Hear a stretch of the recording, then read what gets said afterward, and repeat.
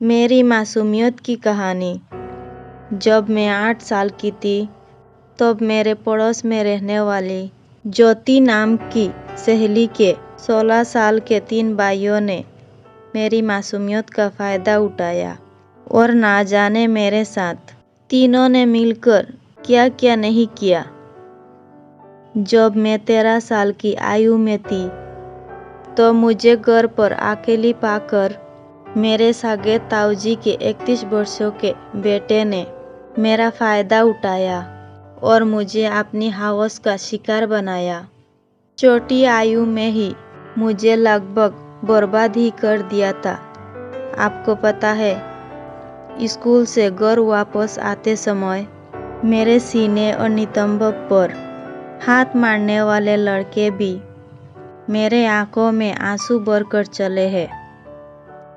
मुझे आदमी के नाम से ही नफरत हो गई थी। उसके बाद मैंने जिंदगी भर शादी ना करने की कसम खा ली थी, मगर कुदरत को कुछ और ही मंजूर था। 90 के दशक में लड़कियों से पूछा ही कब जाता था कि तुम विवाह करोगी या नहीं। आखिर मेरी शादी हो गई। मुझे एक ही डर था कि क्या मेरे पति अविनाश जी मुझे खुश रख पाएंगे या मैं उन्हें खुश रख पाऊंगी। पर मैं गलत थी।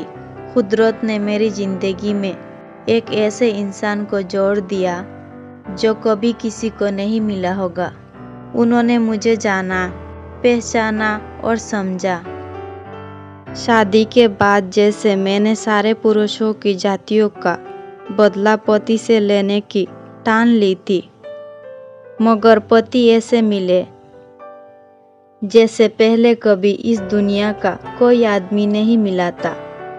उन्होंने मेरे गुस्से को जाना, समझा और मुझे इतना सम्मान और प्यार दिया कि अब मैं पिछले सभी कुकर्मियों को बुला देने पर मजबूर होना पड़ा और मैं सब कुछ भूल गई।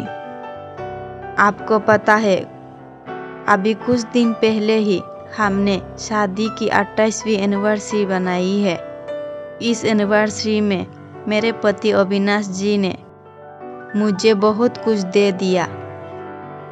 मैंने उनसे पूछा कि आपको इन सालों में कभी मुझसे विवाह करने का अफसोस हुआ कि मुझे ऐसी स्त्री के साथ शादी नहीं करनी चाहिए थी। और अविनाश का जवाब मेरे माथे पर एक प्यारे से चुम्बन के साथ आया और कहा, नहीं, मुझे कोई अफसोस नहीं है। और अफसोस किस बात का? मैं तो हमेशा चाहता हूँ कि मुझे अगले जन्म में भी तुम ही मिलो। मैं बहुत खुश थी कि अविनाश जी मुझे इतना प्यार करते हैं। दूसरी एक बात, हमारी एक बेटी भी है। मुझे अपनी बेटी की बहुत चिंता है। इसीलिए अपनी बोली उम्र में हुई इन हरकतों के कारण मैं अपनी बेटी का एक्स्ट्रा ख्याल रखती हूँ। मैंने उन्हें कभी भी किसी रिश्तेदार पर भरोसा करके अकेले नहीं छोड़ा। उसको जो मेरे साथ हुआ वो अपनी बेटी के साथ नहीं होने देना चाहती। कुछ दिन पहले मैं अपने मायके गई थी। मैंने अपनी माँ और भाई को इन सब बातों के बारे में बताया तो उनका जवाब सुनकर हैरानी हुई।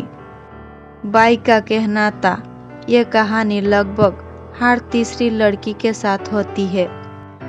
ये लड़की की जिम्मेदारी है कि वो खुद को संभाल के रखे और अपनी मर्यादा को भी समझे।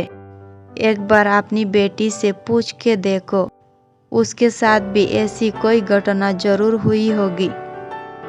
फिर सबके सामने मेरी बेटी ने बड़े गर्व से बताया कि आप गलत सोच रहे हैं, मेरे साथ ऐसा कभी कुछ नहीं हुआ। मेरी बेटी के मुंह से ये सुनकर मुझे बहुत खुशी हुई कि वो सलामत है और इसका श्रेय उसकी माँ यानी मुझे जाता है कि मैंने उसे इतना संभाल कर रखा। अक्सर हमारी जिंदगी चलती रहती है, बस कुछ घटनाएं कभी भूली नहीं जाती। क्या वही हमारी जिंदगी है? अगर आपको ये कहानी सुन के अच्छा लगा तो एक लाइक ज़रूर कर देना।